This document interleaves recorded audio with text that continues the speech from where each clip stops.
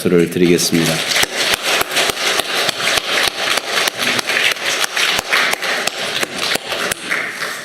오늘 설교의 제목은 주님께서 그토록 원하신 것인데 같이 한번 읽겠습니다. 시작. 주님께서 그토록 원하신 것. 오늘 본문은 예수님께서 유월절 식사 자리에서 주신 말씀입니다. 예수님은 이 유월절 식사를 사도들과 함께 잡수실 때 너희와 함께 먹기를 원하고 원하였노라. 얼마나 간절히 원했으면 원하고 원하였노라 말씀하셨을까요? 예수님의 본심이 드러나는 말씀이죠. 예수님이 그토록 사도들을 위해서, 교회를 위해서 이 성만찬 예식을 제정하시면서 원하고 또 원하신 것은 무엇일까요? 이 성만찬을 통해서 예수님은 나를 기념하라 하셨는데 그 기념할 내용이 무엇일까요? 주님의 그 사랑을 배경을 통해서 살펴보고 주님의 행하신 일을 통해서 살펴봅니다. 또 예수님께서 감사 기도를 하셨는데 이 감사의 내용을 3번이나 거듭 이 성만찬에서 말씀하시는 이유는 무엇일까? 세 번째로는 우리 주님께서 이 성만찬 속에 내 피로 세우는 새 언약이라고 말씀하시는데 무엇을 그렇게 기억해 주고 싶어서 이렇게 내 피로 세우는 새 언약이라는 말씀을 하실까? 이런 순서로 하나님의 인도받기를 원합니다. 먼저는 주님의 사랑인데 우리가 주님을 기념하고 기억해야 될 것을 말씀하시는데 먼저는 주님의 사랑이라는 것입니다. 우리가 기념하면 주로 어떤 단어가 떠오르죠? 기념사진, 기념품 이런 게 떠오르잖아요. 왜 기념사진을 찍고 왜 기념품을 사오고 그렇게 하는 겁니까? 그때 일을 기억하기 위해서. 저는 신혼여행을 부산으로 갔는데 부산역 앞에서 부산역을 배경으로 사진을 찍었어요. 신혼여행을 기억하기 위해서. 부산 사는 사람들에게는 부산역이 대수롭지 않겠지만 저에게는 특별한 의미가 된 것이죠.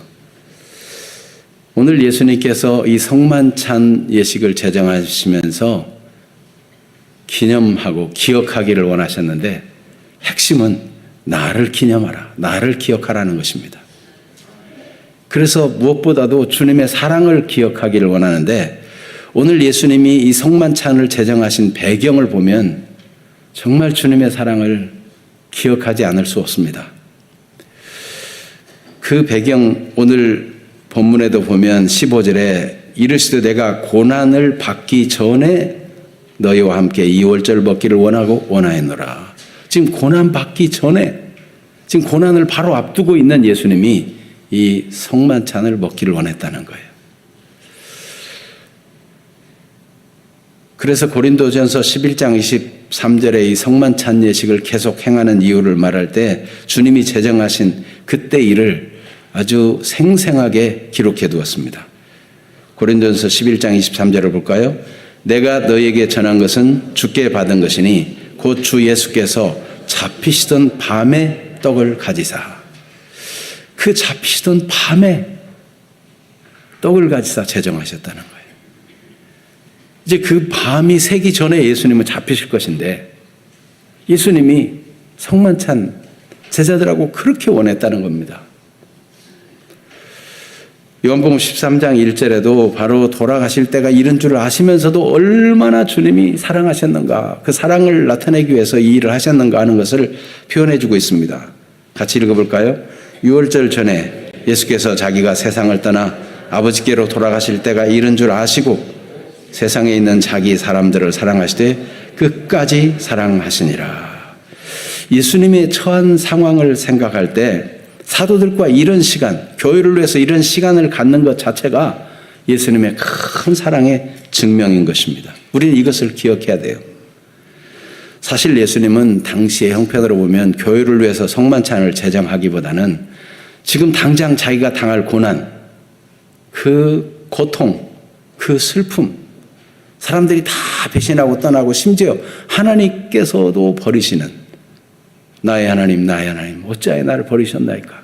그 고통을 곧 맞이할 것이거든요. 그런 예수님께서 지금 사도들을 위해서 그리고 교회를 위해서 이 성만찬을 제정하셨다는 것, 이건 정말 놀라운 일입니다. 이 고통의 순간을 생각하면 지금 자기의 고통에 집중할 수밖에 없는 상황이에요. 여러분 자신이 지금 무엇 때문에 막 힘들어하고 있는데 누가 뭔 얘기를 하면 귀에 들어오긴 합니까? 지금 내가 죽게 생겼는데 그게 무슨 말이야? 귀에 들어오지 않아요. 간단한 시험을 받을 때도 보면은 자기의 그 문제가 막 무엇보다도 커가지고 교회 나오는 거고 뭐고 사람이고 뭐고 막 관계없이 나는 그냥 시험 들었다 이거예요. 그만큼 자기 문제가 다른 사람의 암보다 자기의 감기가 더 심각하다, 그런 표현을 하잖아요. 예수님의 지금 이 고난은 얼마나 크고 중요한 것입니까? 그런데도 예수님은 교회를 생각하시고 주님의 사랑하는 사람들을 생각하셔서 이 성만찬 먹기를 원하고 원했다고 그 간절함을 표현하신 것입니다. 왜 이 말씀을 드리냐면 우리가 성만찬을 참여할 때도 주님이 어떤 상황 속에서 이 성만찬을 제정하셨는가를 생각하면 우리의 마음이 그 사랑을 진짜 느끼기를 원하고 그 사랑을 깨닫기를 원하는 그런 간절함으로 이 성만찬을 참여해야 되지 않겠느냐 하는 것입니다. 주님은 그런 큰 사랑으로 성만찬을 제정하시고 이 일을 행하여 기념하라고 말씀하시는데 우리가 그냥 생각 없이 의미 없이 이 성만찬을 참여할 일이 아니라는 것입니다. 배경 중에 배경은 하나님입니다. 예수님의 고난에 대해서 언급할 때마다 항상 성경은 하나님의 은혜와 사랑에 대해서 말합니다.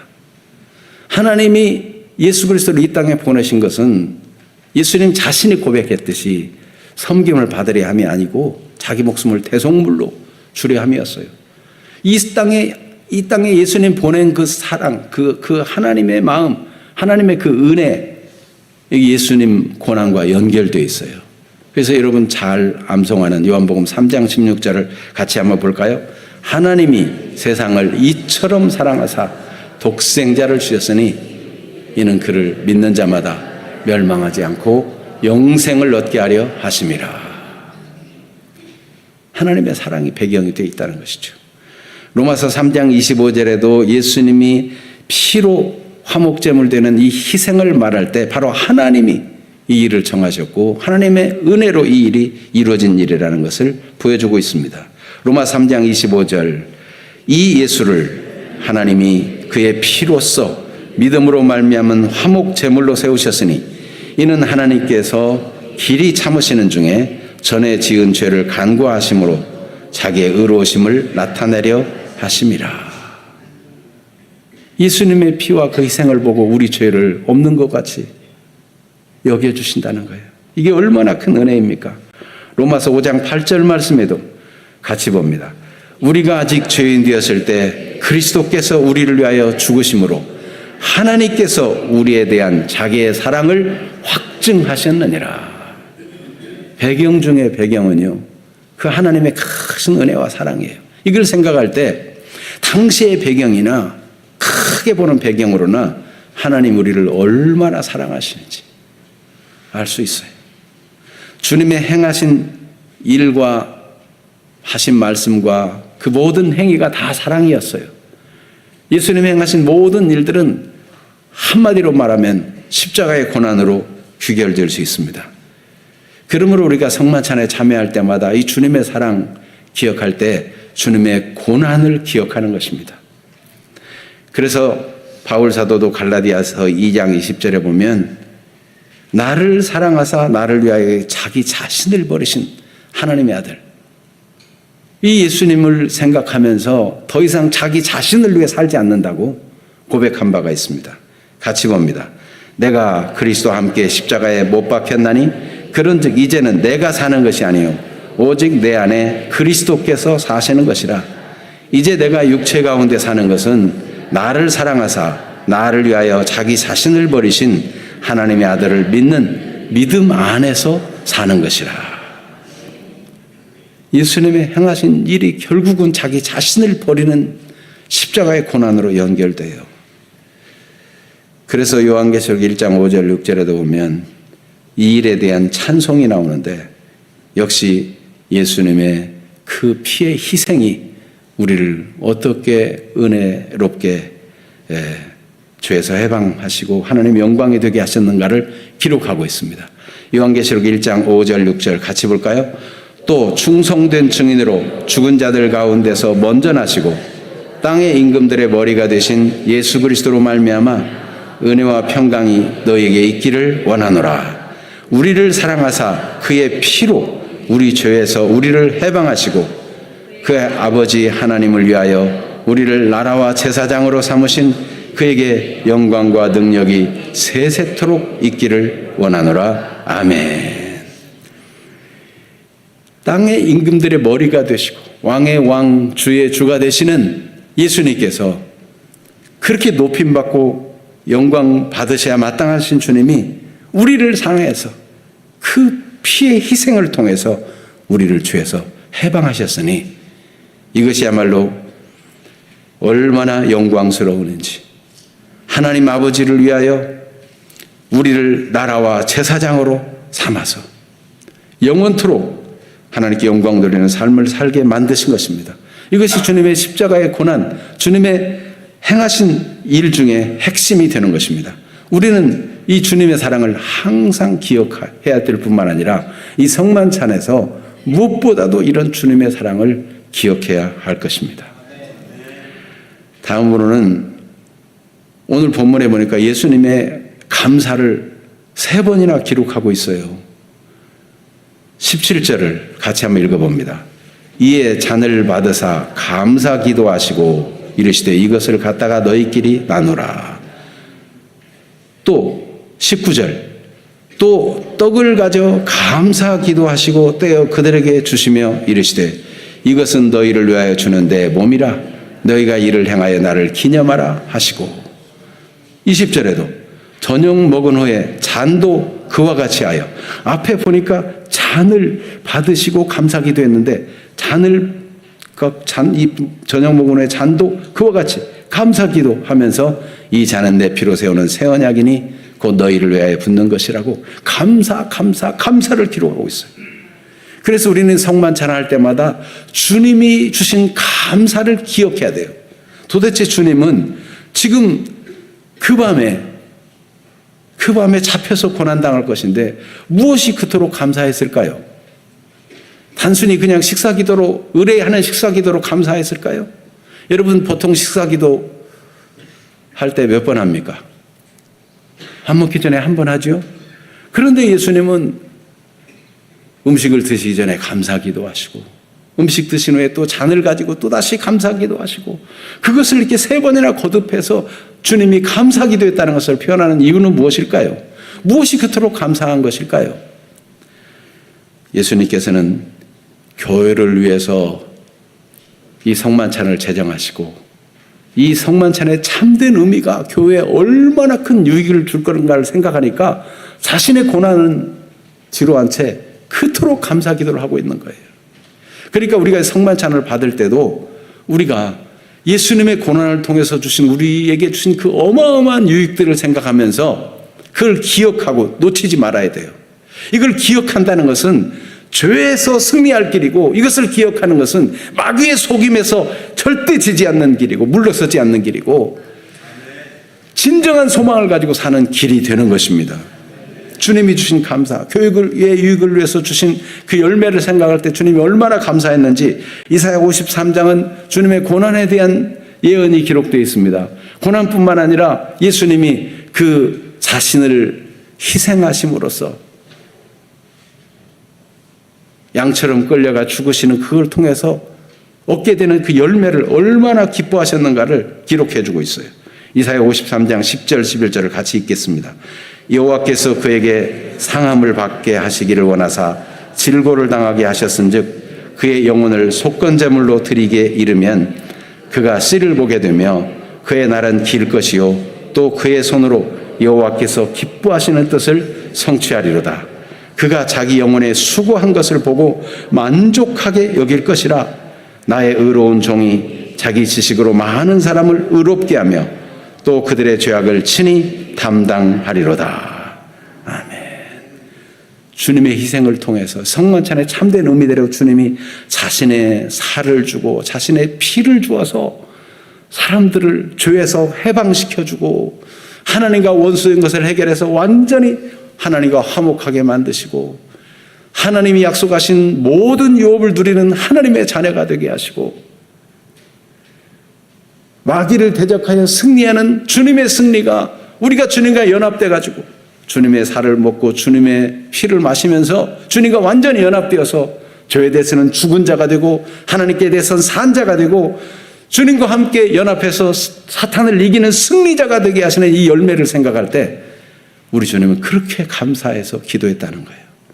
그러니까 여러분, 우리가 성만찬에 참여할 때 주님이 예수님의 이 고난을 통해서 주신 유익을, 그 열매를 늘 잊지 않고 생각하면서 우리도 감사하는 마음으로 참여해야 되겠다는 겁니다. 이 성만찬은 죄를 기억하는 것이 아니고 죄를 사해 주시고 죄에서 해방시켜 주시고 마귀의 종된 데서 해방되고 마귀를 이기는 자든 이것을 기억하는 것이 중요한 것입니다. 죄를 기억하며 한숨 쉬는 것이 성만찬이 아니에요.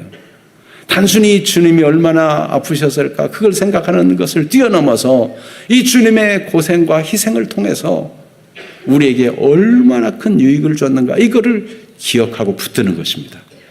그럴 때 내가 이 성만찬을 통해서 주님이 제정하신 대로 그 의미를 받아 먹고 마심으로 인해서 받게 될 유익, 주님이 우리를 영적으로 강건하게 하시고 치유하시고 주님의 그 보혈로 다 죄를 씻으시고 아무것도 하나님과 막힌 것이 없이 아빠 아버지라 부르짖며 섬길 수 있게 된 이 엄청난 유익, 그 사랑을 받은 자로서 사랑하며 살고 용서하며 살 수 있는 그런 혜택을 받은 이걸 생각하면서 우리는 이 성만찬에 참여하면서 이거를 기억하고 기념해야 된다는 것입니다. 세 번째로는 주님의 임재입니다. 주님께서는 오늘 내 피로 세우는 새 언약이라고 말씀하십니다. 20절을 같이 읽어볼까요? 저녁 먹은 후에 잔도 그와 같이 하여 이르시되 이 잔은 내 피로 세우는 새 언약이니 곧 너희를 위하여 붓는 것이라. 내 피로 세우는 새 언약이라. 구약의 모든 언약에는 다 피가 있어요. 피. 그런데 예수님은 피로 새 언약을 삼아가지고 이것이 영원하도록 하신다는 것입니다.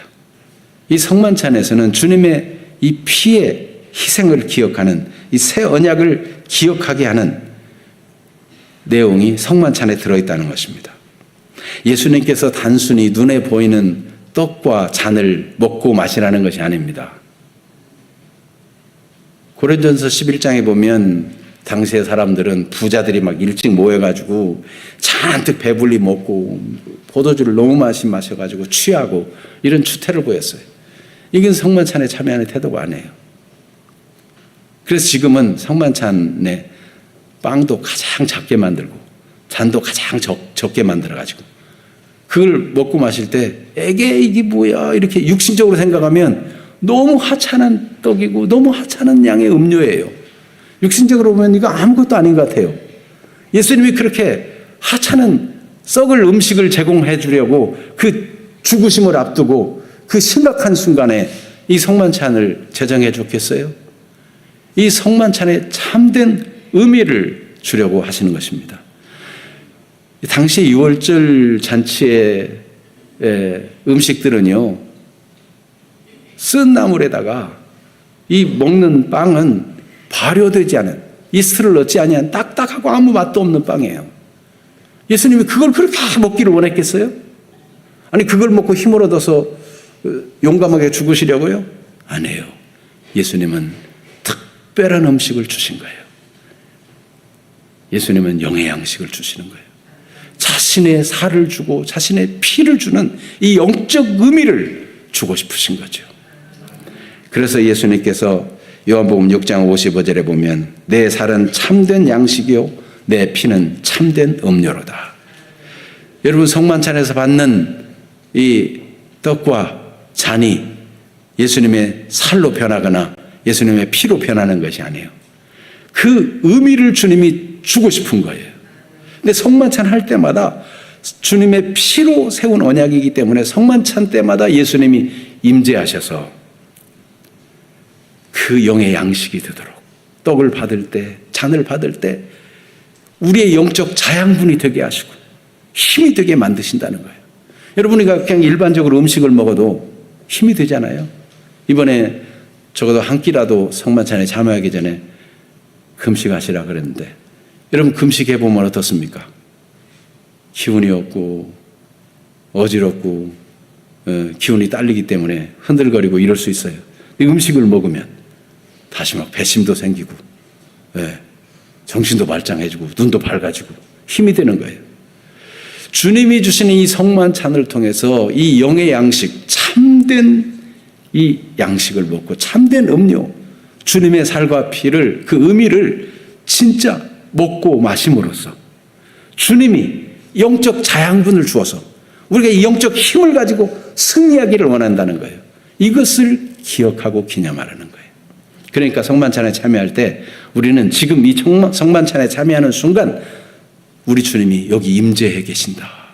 영의 양식으로 우리에게 먹이시고 우리에게 힘을 주신다. 이 사실에 일깨워 있어야 되고 이것을 기억하면서 참여해야 돼요. 여러분, 예수님께서 내가 너에게 떠나는 것이 유익이라, 내가 가면 너에게 보혜사 성령을 보내주겠다. 예수님이 항상 함께하는 게 좋았는데 예수님이 떠나가시면 성령으로 어디서든지 임재할 것을 말씀했어요. 우리는 항상 주님의 임재를 기억하며 살아야 합니다.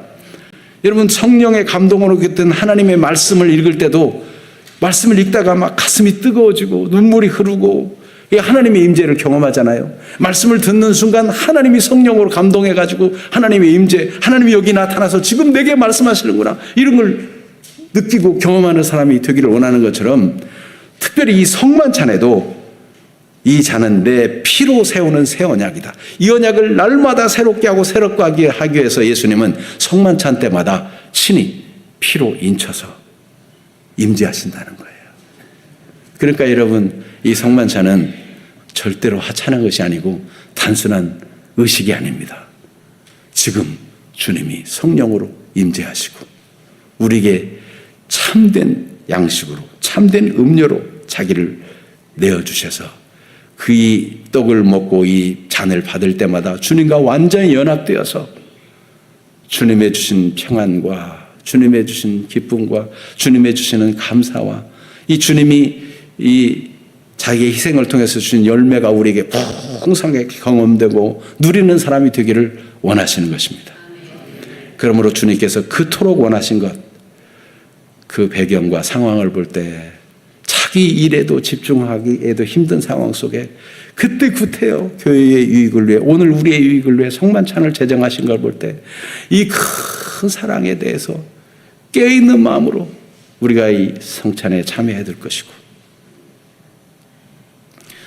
우리 예수님 보내신 그 사랑의 배경 속에는 항상 하나님의 은혜가 있었다는 걸 생각하고 주님이 행하신 모든 일, 십자가로 귀결되는 이 일에 주님의 고난을 생각할 때 그 주님의 사랑을 기념하고 기억하기를 놓치지 말아야 될 것이며, 성만찬에서 구태 그렇게 주님이 감사기도 하시고 감사기도 하시고 감사기도 하신 것을 강조하신 것은 주님이 이 성만찬과 같은 성만찬의 참된 의미대로 희생하는 걸 통해서 우리에게 주실 유익을 생각하면서 그 열매를 생각하면서 얼마나 기뻐했는가를 생각하면 이 성만찬을 참여하면서 우리가 그렇게 복받은 자인 것을 기억하고 이 잔을 먹고 이 떡을 뗄 때마다 영적으로 받아 힘을 얻고 강건하게 되고 회복되어지고 치유되어지고 승리하는 사람이 될 것을 기억하고 놓치지 말아야 될 것입니다. 그런 은혜가 있게 되기를 축복합니다. 아멘. 이제 세례와 입교식을 거행하겠습니다. 순서는 입교자 서약을 먼저 하고 이어서 세례자 서약을 함께